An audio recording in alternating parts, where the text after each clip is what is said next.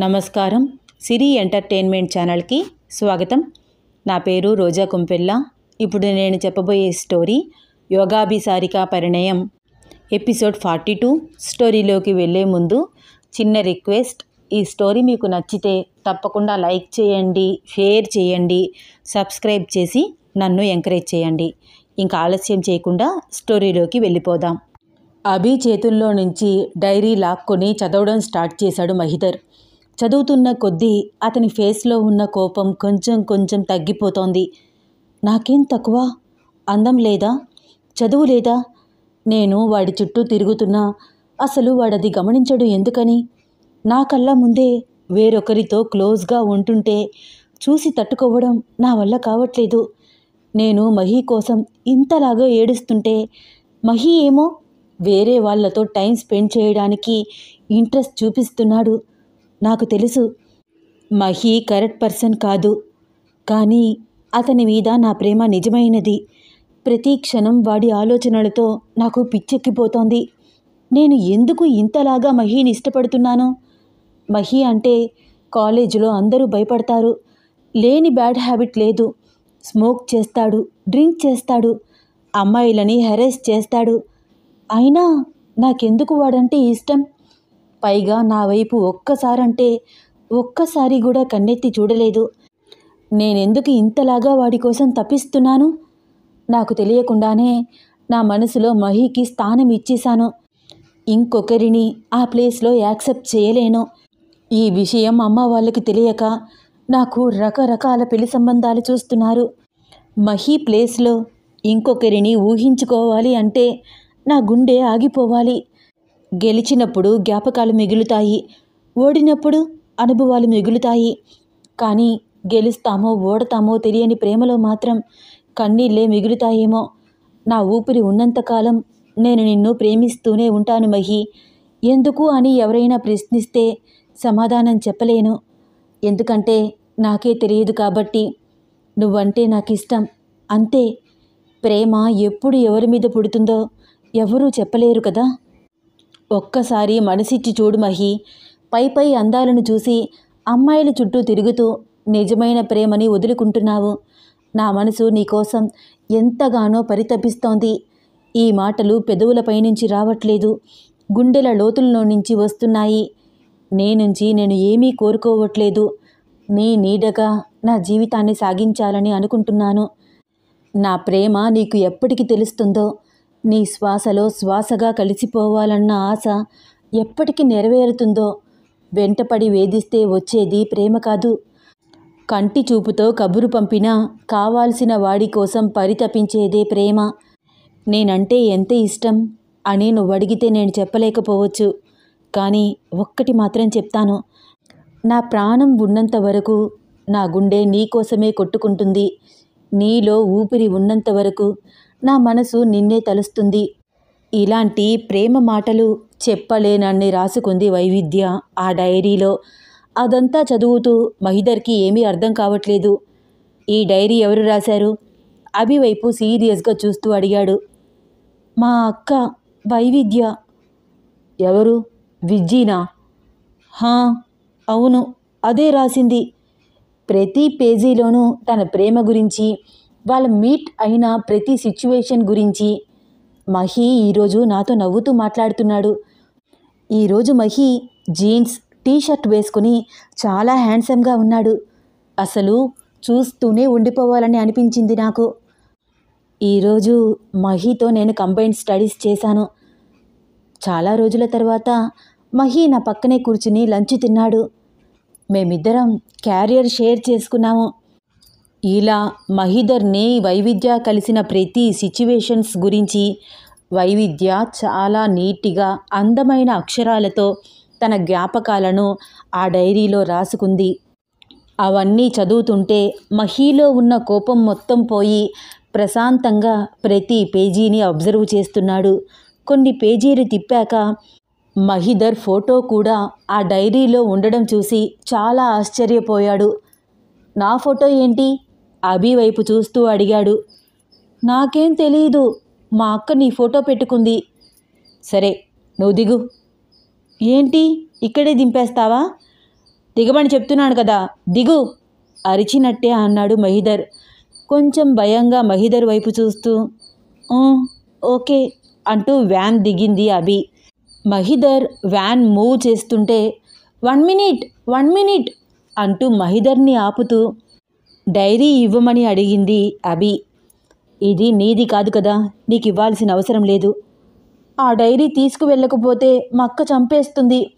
దానితో ఏం చెప్పాలి నేను? ప్లీజ్ ఇచ్చేయచ్చు కదా. ఇవ్వను అని చెప్తున్నాను కదా. ఈ డైరీలో ప్రతి అక్షరం నా గురించి రాసుకుంది మీ అక్క.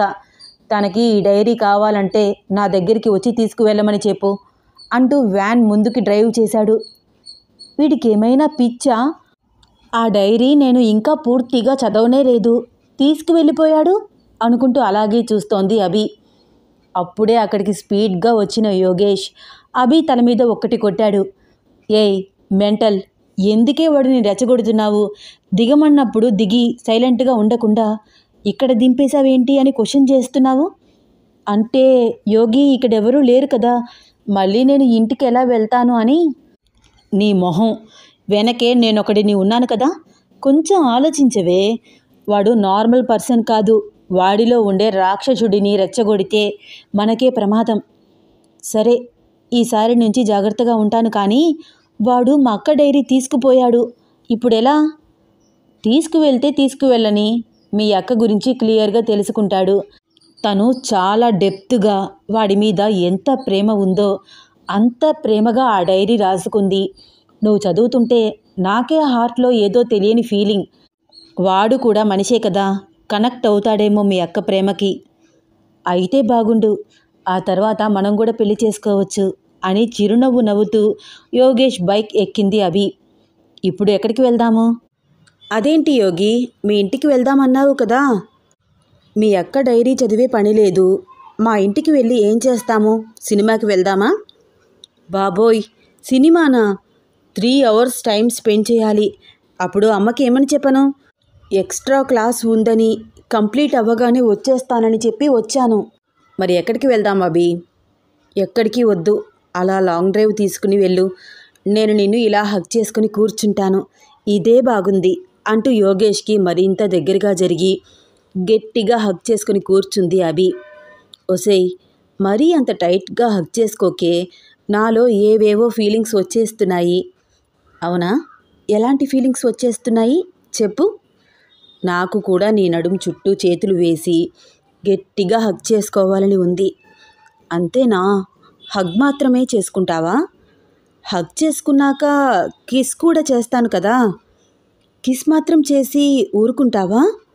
ఒసేయ్, ఎందుకే నన్ను రెచ్చగొడుతున్నావు?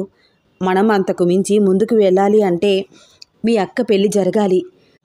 అది జరగడానికి చాలా టైం ఉందనే కదా నీ ధైర్యం. అప్పటి వరకు వీడిని ఇలా రెచ్చగొట్టి చంపుదాము అనుకుంటున్నావా?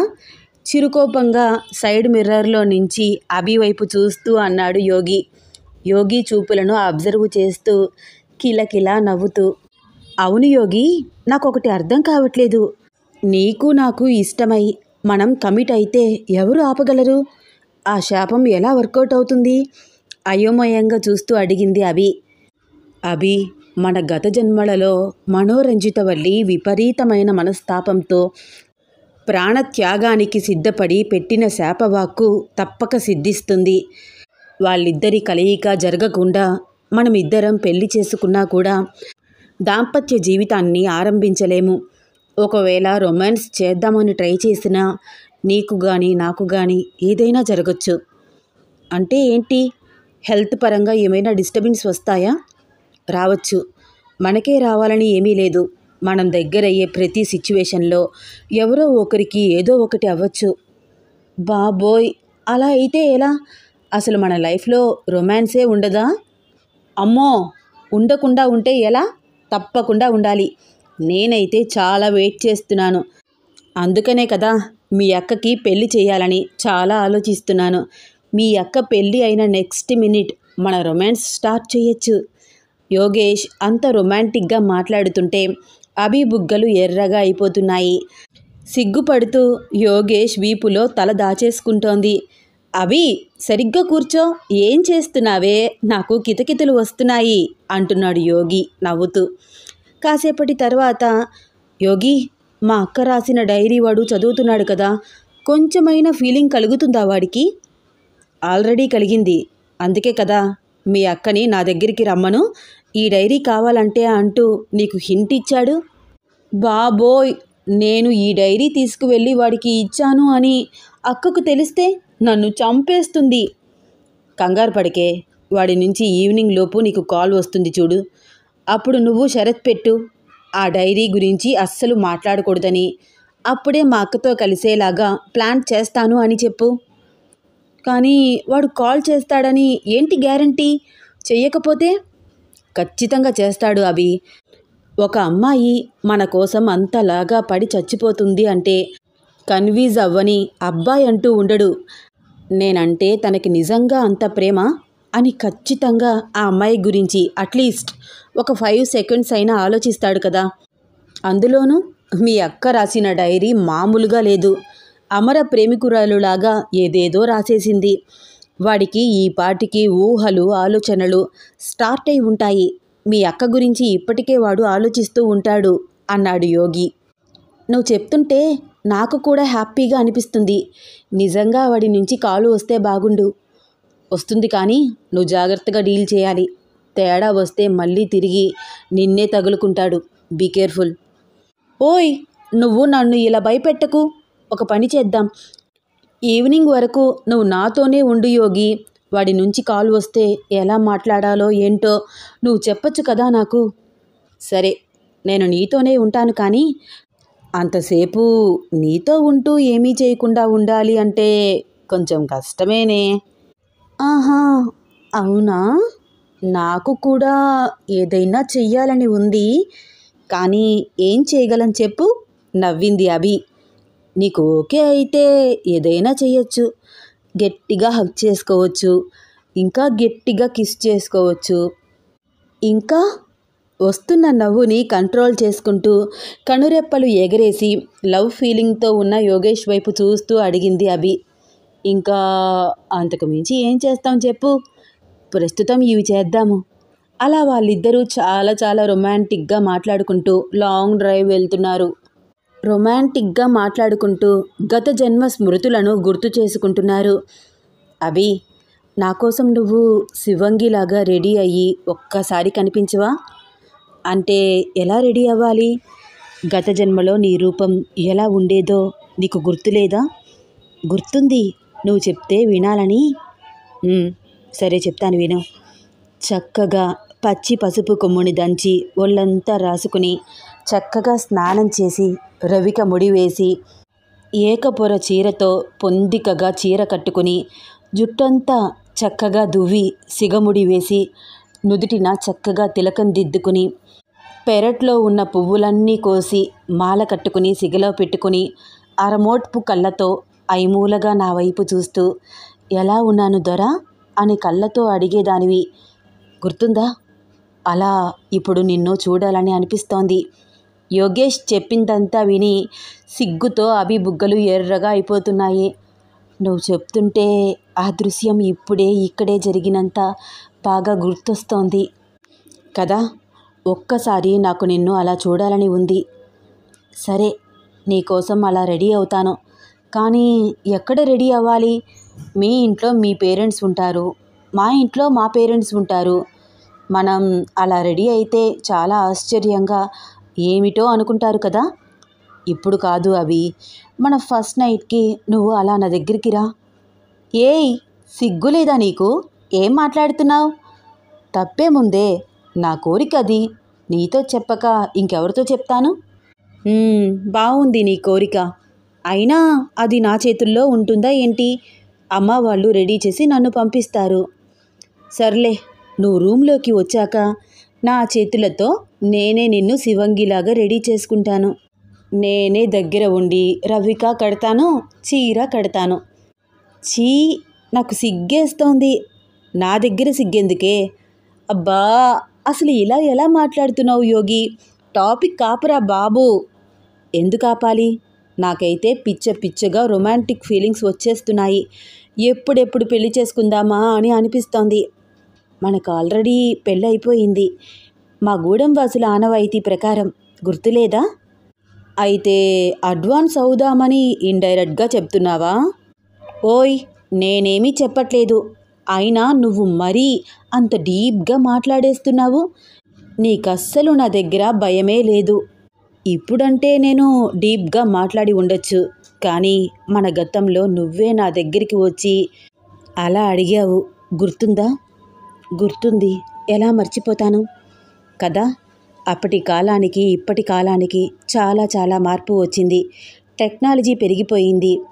సో నువ్వు కూడా కొంచెం ఫాస్ట్ అవ్వాలి కదా. ఓయ్, అప్పుడంటే మన మధ్య ఒకే ఒక్క రేయి ఉంది. తెల్లవారితే యుద్ధ సన్నాహాలు మొదలు పెడుతున్నారు. జరిగే యుద్ధంలో నా ప్రాణాలు పోతాయని కూడా తెలుసు. అందుకే ఆ రేయిని ఎప్పటికీ మర్చిపోకూడదని సిగ్గు విడిచి నీ ముందుకు వచ్చి అడిగాను. దొరా, మీతో దాంపత్య సుఖాన్ని అనుభవించాలని ఉంది.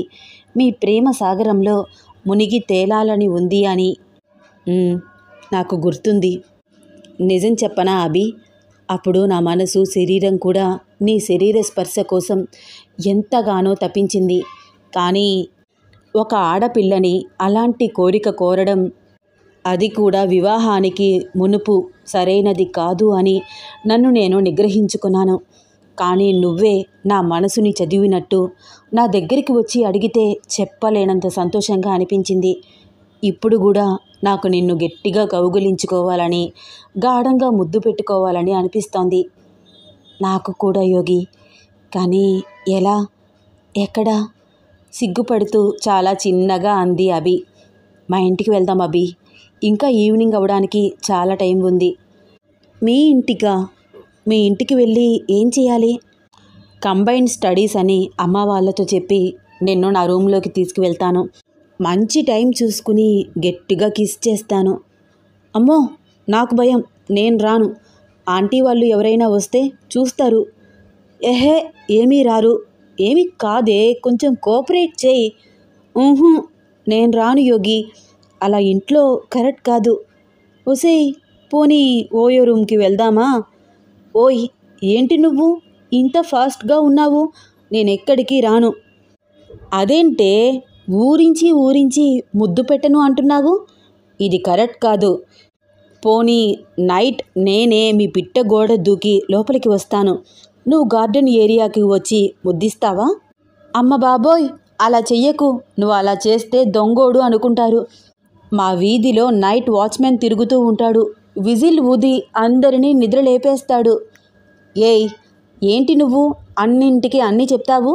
నువ్వు ముద్దు ఇవ్వవు, హగ్గివ్వవు, అంతే కదా? కోపంగా అన్నాడు యోగేష్. యోగేష్ కోపాన్ని చూసి చిన్నగా నవ్వుతూ, ఏంటి కోపం వచ్చిందా అంది అభి. మాట్లాడుకు అభి.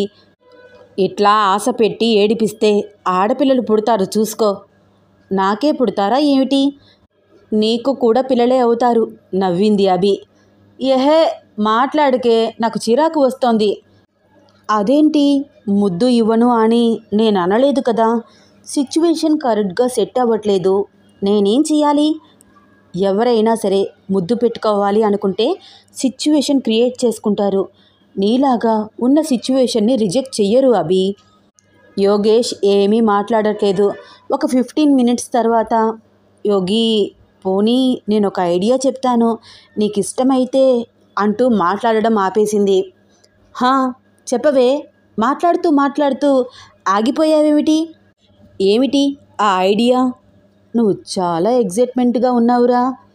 నీ అంకమ్మ, చెప్తావా చెప్పవా? ఏమీ లేదు. రేపు ఈవినింగ్ కాలేజ్ టైమింగ్స్ కంప్లీట్ అయిపోయాక ఎవరికి వాళ్ళు వెళ్ళిపోతారు కదా. నేను పెయింటింగ్ వర్క్ ఫినిష్ చేసి వస్తానని చెప్పి నా ఫ్రెండ్స్ని పంపించేస్తాను. నేను ఒక్కదాన్ని ఉన్నాక నీకు కాల్ చేస్తాను. నువ్వు మా రూమ్కి వస్తావా? అప్పుడు కిస్ ఇస్తాను. ఎవ్వరూ ఉండరు కదా. నీ మొహం, నీ ఐడియా ఏడ్చినట్టుంది.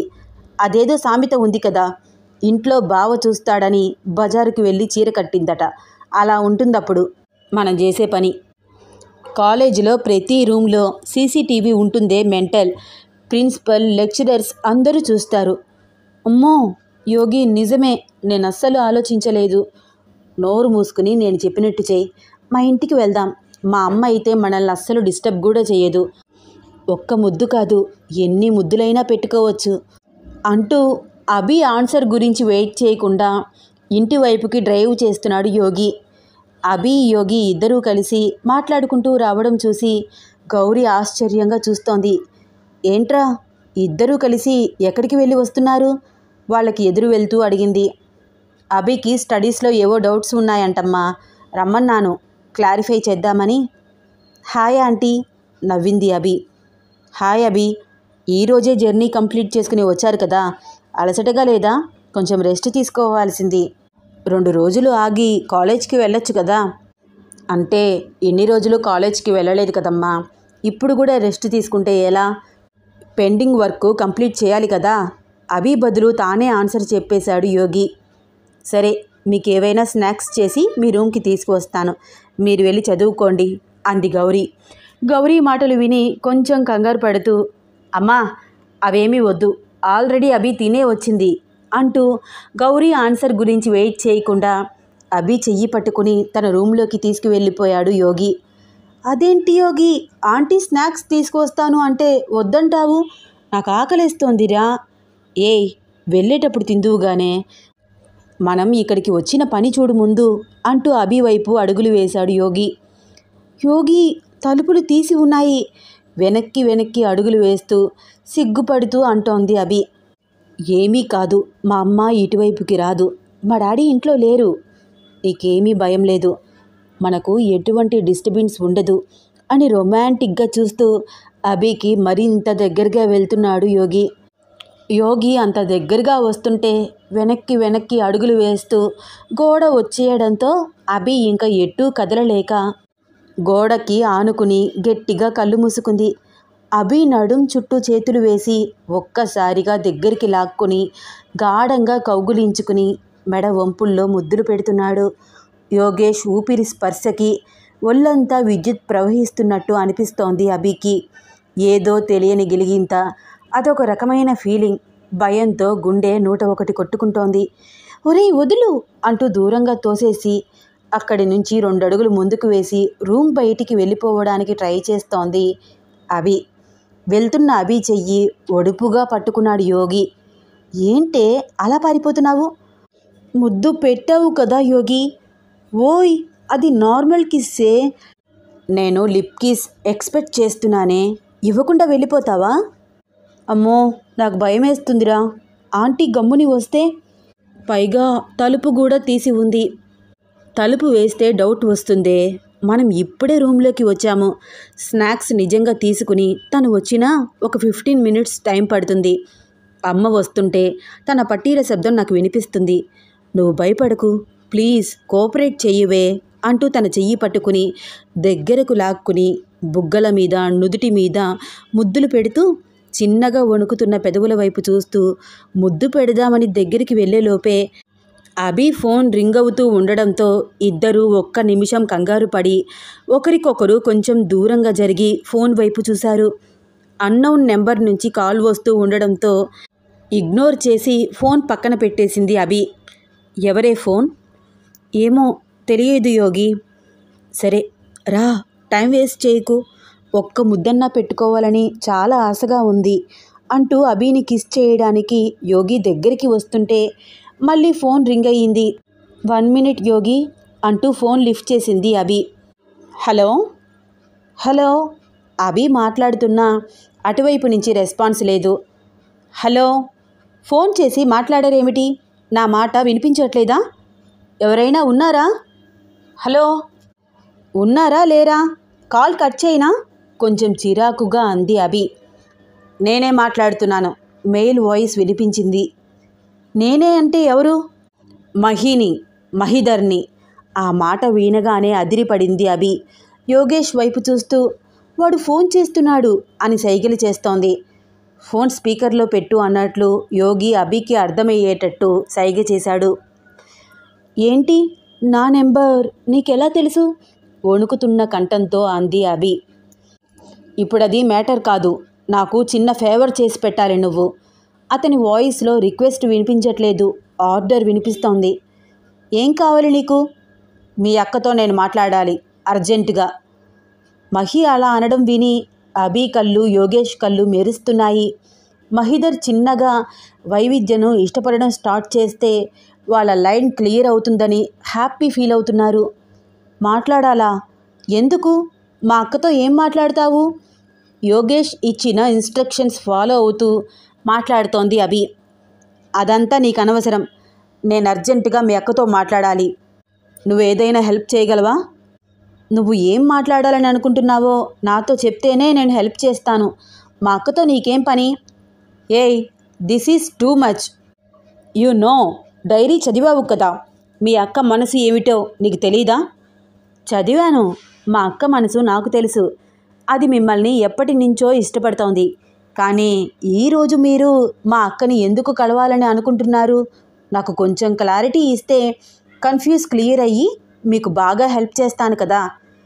ఐ థింక్ మీ అక్కతో నేను ఒక్కసారి డైరెక్ట్గా మాట్లాడితే నేను కూడా ఏదైనా డెసిషన్ తీసుకోవచ్చు.